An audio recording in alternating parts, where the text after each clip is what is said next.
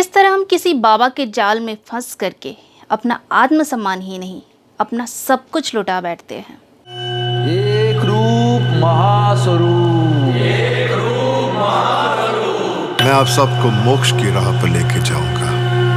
जपना जपना जपना। जी हाँ, आज हम बात करने वाले हैं मैक्स प्लेयर पर रिलीज हुई वेब सीरीज आश्रम की। तो चलिए थोड़ा फिल्मी हो जाते हैं।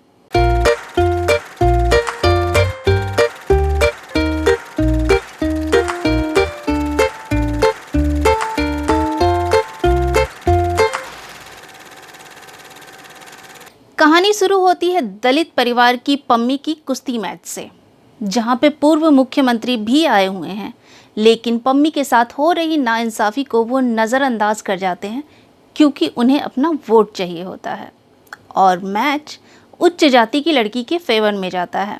हरियाणा और उसके आसपास के इलाकों के दलित के साथ होने वाले भेदभाव को आश्रम सीरीज में बखूबी दिखाया गया है। भेदभाव सिर्फ यहीं तक नहीं रुकता। इसके बाद जब पम्मी के चचेरे भाई की शादी होती है तो घोड़ी चढ़ने को लेकर के भी काफ़ी विवाद होता है और उच्च जाति और दलित परिवार के बीच झड़प हो जाती है।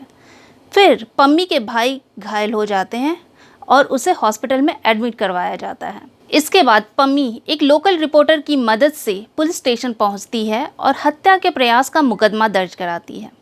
फिर क्या, उच्च जाति के लोग पहुंच जाते हैं अस्पताल में और सारे डॉक्टरों को बंधक बना लेते हैं। इसके बाद दलितों के मसीहा के रूप में बाबा निराला यानी बॉबी देओल अपने करीबी भोपा और सुरक्षा अधिकारी माइकल के साथ अस्पताल पहुंचते हैं। उन्होंने ना तो सिर्फ उच्च जाति के गणमान्य लोगों को सबक सिखाया, साथ ही पम्मी के भाई की बारात बड़े ही धूमधाम से निकाली। इस घटना के बाद पम्मी इतना प्रभावित होती है कि वो बाबा निराला के आश्रम में रहकर साध्वी की जिंदगी जीना चाहती है। पुराने जैसा आश्रम ना है ये। बाबा सब जो कर रहे हैं ना, वो ना कोई कर रहा है और ना कर सकता है। काफ़ी जतन के बाद पम्मी बाबा निराला के आश्रम में जाती है और वहाँ हॉस्टल में रहकर पढ़ाई के साथ ही कुश्ती में भी भाग लेती है। इतना ही नहीं, पम्मी का भाई सती भी उसके साथ रहने को तैयार हो जाता है। इसके बाद राजनीति, हत्या, बलात्कार के खुलासे होते जाते हैं, जिससे आपको बाबा निराला के धूर्त और खूंखार रूप के दर्शन हो जाते हैं। पिछले 3 साल में 9 लड़कियों के गायब होने की रिपोर्ट है। इतनी सारी लड़कियां मिल कहां से जाती हैं बाबा को? एक बार जो आश्रम आ गया ना तो यू टर्न तो ना है कोई। हम डरते हैं, इसीलिए दबा के रखते हैं वो। आज के जमाने में राजाओं की नहीं, हमारी चलती है, हमारी। राजनीति खेल रहा है ये बाबा, और ऐसे ही क्या जो इतनी जल्दी पता चल जाए। इसी ताने बाने के साथ इस सीरीज की कहानी आगे बढ़ती है।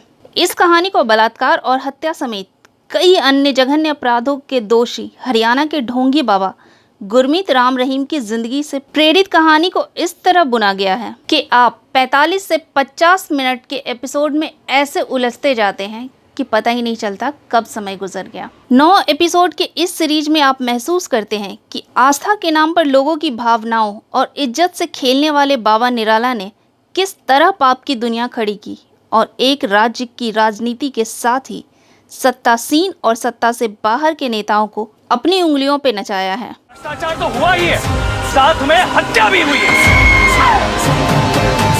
नीचे से ऊपर तक कोई नहीं चाहता कि इन्वेस्टिगेशन आगे बढ़े। प्रकाश झा और बॉबी देओल ने इस सीरीज के साथ ऑनलाइन प्लेटफॉर्म पे एंट्री की है। बाबा निराला के रूप में बॉबी देओल काफ़ी जचे हैं, लेकिन जैसे ही इस सीरीज में कुछ खासियत है तो कुछ कमियां भी हैं।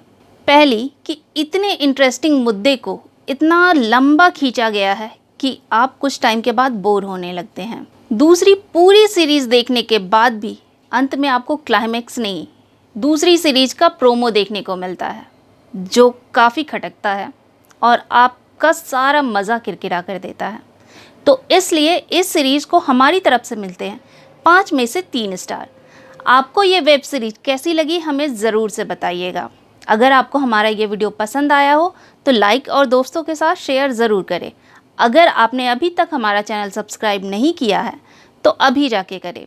मिलते हैं अगले एपिसोड में, तब तक के लिए नमस्कार। देश के एकमात्र नारीवादी ग्रामीण न्यूज़ चैनल का समर्थन करने के लिए हमें YouTube पे लाइक और सब्सक्राइब करें। वेबसाइट पे सदस्य बने। खबर लहरिया, आपकी खबर आपकी भाषा।